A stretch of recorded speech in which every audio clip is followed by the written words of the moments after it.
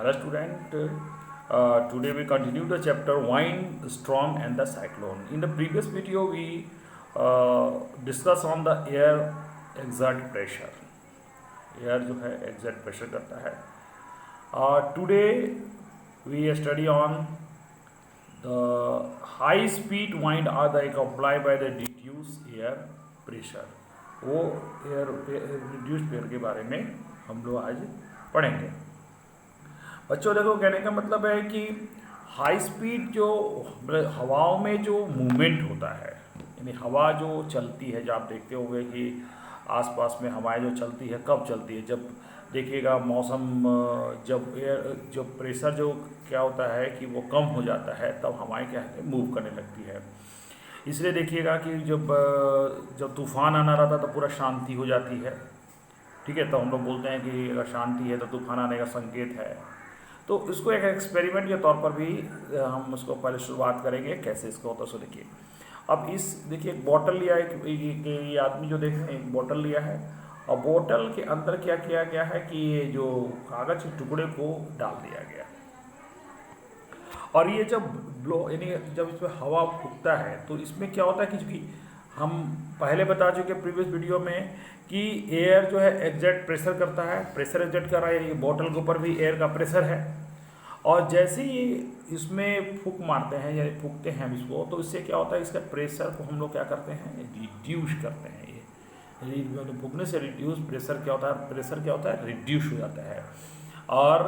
और इसी वजह से इसमें जो स्पीड जो है हवाओं का, इसलिए वो ये जो जब इसको करेंगे तो अंदर का जो हवाएं मूवमेंट करेंगे, हाई स्पीड हो जाएगा, और वो जिसके चलते ये जो अंदर में जो देख रहे हैं, ये जो यहाँ पर इसका जो एक क्रैम्बल करके जो रखा गया है कागज़ का टुकड़ा, उसमें वो मूवमेंट होता है. यानी कहने का मतलब है, ये एक्सपेरिमेंट में शो करता है कि high speed wind are they applied by reduce air pressure.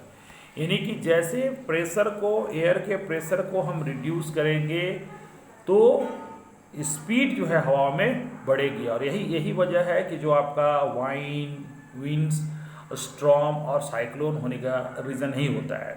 जैसे कि जैसे वो एयर प्रेशर जैसे रिड्यूस करेगा तो वाइंड होगा, ज़्यादा करेगा तो स्टॉर्म होगा, और उससे भी ज़्यादा हो गया तो साइक्लोन होता है. यानी कि हम लोग जो सैटेलाइट से जो तस्वीरें लेते हैं तो हम लोग यही देखते हैं कि कहाँ निम्न दाब बन रहा है, एयर का प्रेशर कहाँ कम हो रहा है. जैसे ही हवा का प्रेशर कम होगा, वहाँ पर क्या होगा कि तूफान, साइक्लोन या विंड आने का संभावना होती है. यानी कि विंड से तो कोई दिक्कत नहीं है, स्टॉर्म और साइक्लोन से दिक्कत होती है.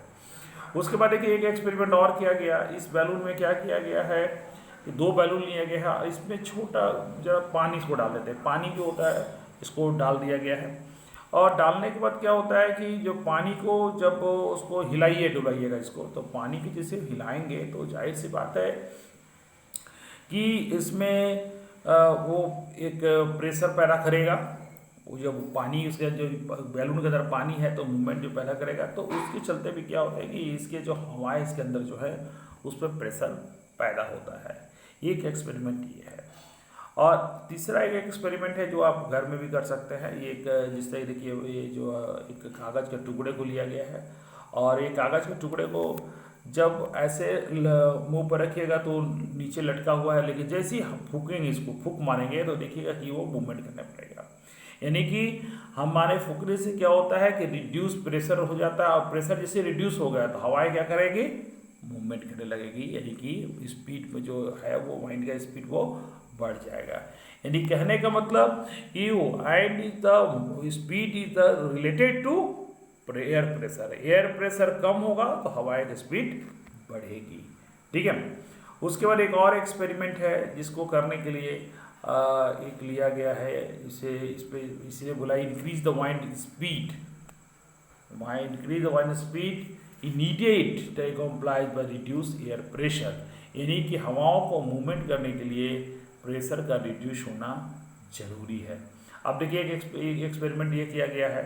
इसमें एक टेस्ट ट्यूब लिया गया है. इसमें क्या है कि इसमें बैलून लगा दिए ऊपर में, पहला में, और इसको पहले क्या किया, balloon tight over the neck of the boiling tube, और ये boiling tube immerse into water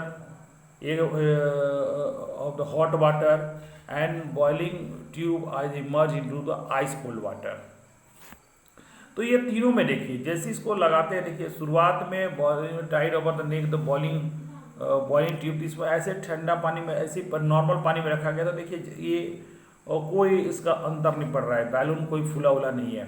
लेकिन जैसे इसको गर्म में डालते हैं तो ये क्या होता है कि ये हीट जो जब देता है तो उससे क्या होता है कि वो एयर का प्रेशर वो कम हो जाता है, और एयर प्रेशर जैसे ही कम होगा तो मूवमेंट करेगा, तो इससे चलते ये फूलने लगा।